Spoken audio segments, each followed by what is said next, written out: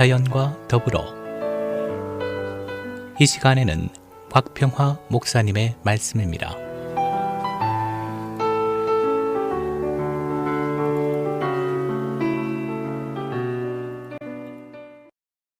저는 우리 동네 호수에서 어느 날 거북이 한 마리를 보았습니다. 호수 안에 있는 나무가지에 올라와 앉아 있었습니다. 그리고 언제부턴가 어미 거북이는 새끼 2마리를 데리고 3마리가 나무가지에 올라와 있는 것을 종종 보았습니다. 미국에서는 거북이를 터들이라 부릅니다. 호수에 있는 이 거북이를 한국에서 자라라고 부릅니다. 자라의 모양은 거북이와 비슷하지만 약간의 차이가 있습니다.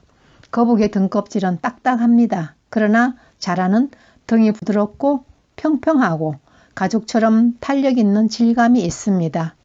미국에서도 구체적으로 자라를 소프트 쉘 터틀이라 구분하기도 합니다. 자라는 목이 길고 주둥이의 끝은 가늘게 튀어나왔습니다.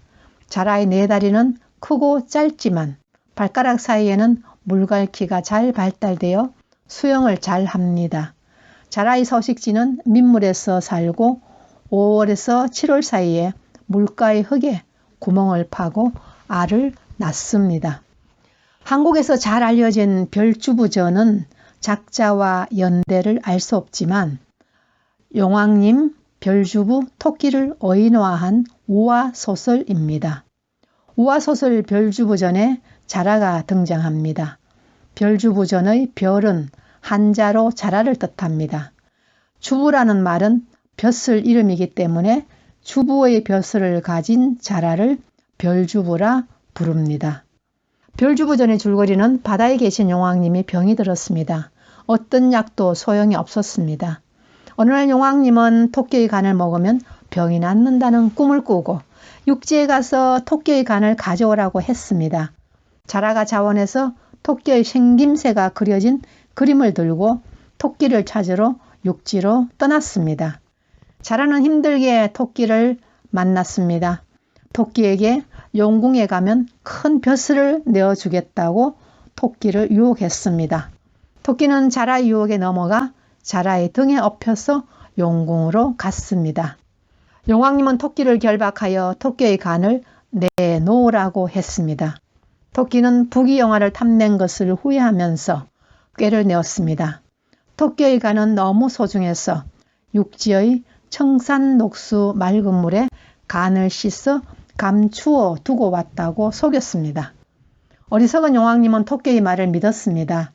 토끼는 자라의 등에 타고 다시 육지로 되돌아와 멀리 도망을 쳤다는 이야기입니다. 별주부전은 현실적 공간에서 바닷속의 궁전은 권력계층입니다. 육지는 서민들의 사회를 반영한 것입니다.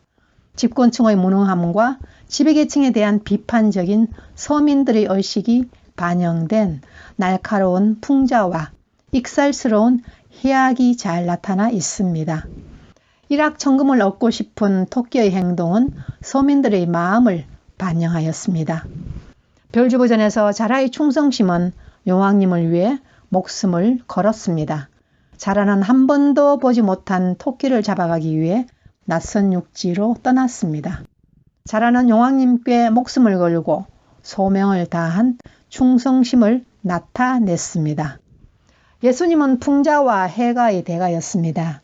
예수님은 천국 복음을 사람들의 일상적인 삶의 환경에 빗대어 이야기식으로 가르쳤습니다. 예수님의 말씀을 한 번 들으면 사람들이 오래 기억했습니다. 예수님은 귀 있는 자는 들으라고 하셨습니다. 천국 복음을 듣고 깨달은 제자들에게 목숨을 걸고 충성하기를 원하셨습니다. 하나님은 우리에게 예수님을 통하여 우리의 영원한 생명을 주셨습니다. 영원한 생명을 받은 하나님의 자녀들에게 마땅히 해야 할 일도 맡겨주셨습니다.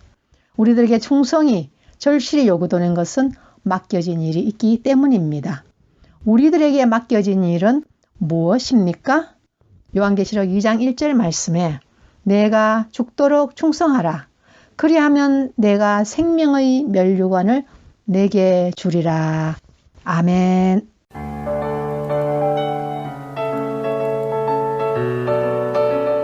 지금까지 자연과 더불어 곽평화 목사님의 말씀이었습니다.